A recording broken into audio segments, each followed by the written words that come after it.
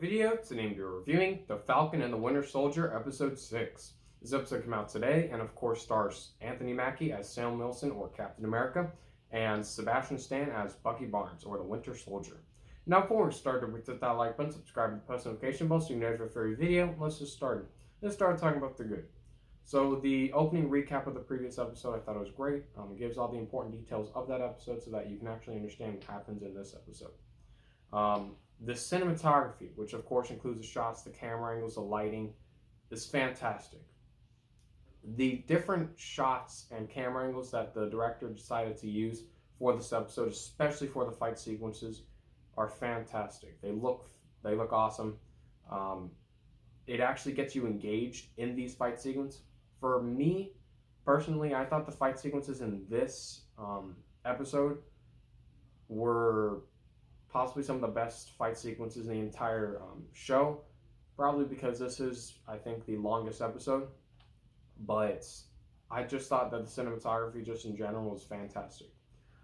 Sam Wilson's costume, or Captain America's new costume, is fantastic. It's white, red. It's awesome. It's not your traditional Captain America costume. Of course, John Walker has that.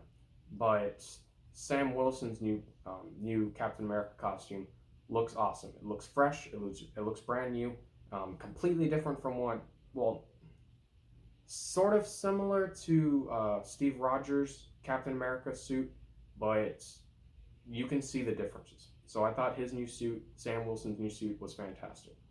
The action sequences. Now, of course, the action sequences is a Marvel show, and the action sequences from every single previous episode was fantastic. So, of course, the action sequence in this finale are awesome. There are flying sequences, of course, but the flying sequences in this episode are very, very well done, especially the ones at night where you would think that it would kind of be hard to see with all that stuff, but the lighting makes it perfect. You can see everything that's going on. You can see the flying sequences, and they're awesome.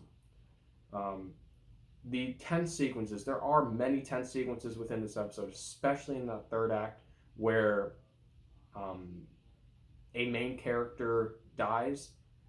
That sequence and the fight sequence before it is extremely, extremely tense, and I was very, very happy about that. You also have the inclusion of course, you have Sam Wilson, you have Bucky, you have John Walker, and I'm going to speak about John Walker in a little bit, but him as a character in this episode, awesome. Very, very well done. I believe her name was the person that was in the Captain America Civil War, Sharon Carter. She is also very, very good in this episode. There was one sequence that I thought she was like a bad character, but then she wasn't. She was just like, she was still good, but she was, talking to this person that is sort of in the middle.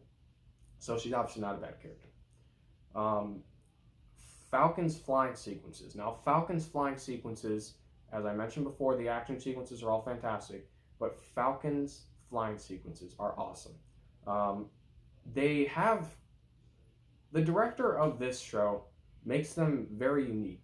In the very first episode, there were close-ups of Falcon's face, which I thought were fantastic because it shows the explosions behind him and all that. But in this one, it's sort of, she sort of shoots them with wide angles so you can see what's going on when Falcon is flying. And I thought the difference is fantastic, and it works well for this episode. Now, John Walker, Sam Wilson, and Bucky Barnes are a fantastic trio.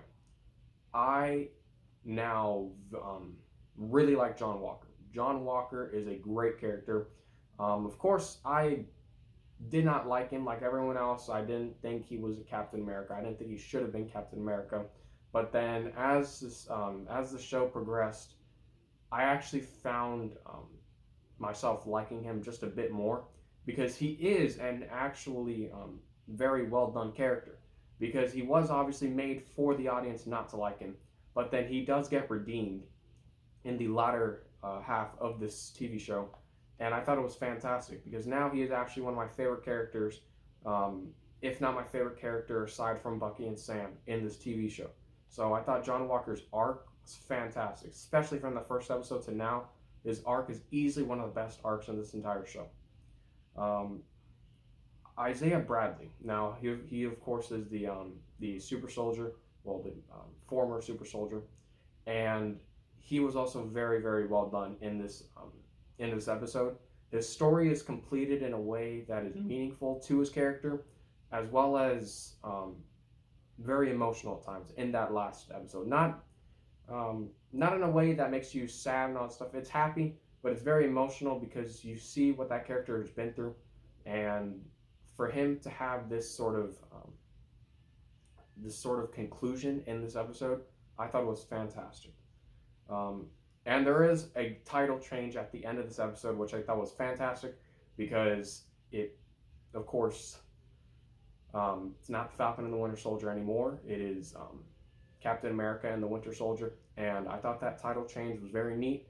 And I just thought overall that ending sequence and the title sequence is fantastic. That's about it. There's nothing bad about this episode. The Falcon and the Winter Soldier, episode 6, is a phenomenal episode. Definitely one of the best, definitely my top 2 episodes of The Falcon and the Winter Soldier, and I highly recommend it, and I'm going to give The Falcon and the Winter Soldier, episode 6, an A. Thank you for watching. Don't forget to hit that like button, subscribe to the post notification bell so you know for every video. I'm Peter. Thank you for watching.